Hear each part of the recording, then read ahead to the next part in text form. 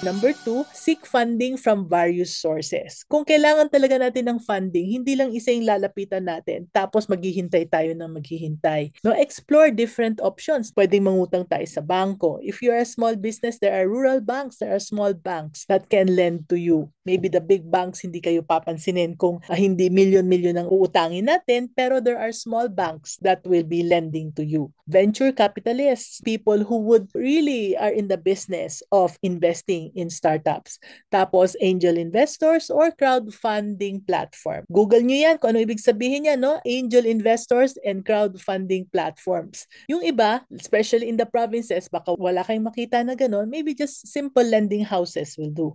Now, when you source funding from different sources, mas malaki yung chance natin na you'll be able to borrow the capital that you want. Sabay-sabay, lahat yan. Mangutang kayo, but not to the loan sharks, please, para hindi kayo mamatay. Dahil some people are just out there to really get what you have. Borrow capital for growing your business.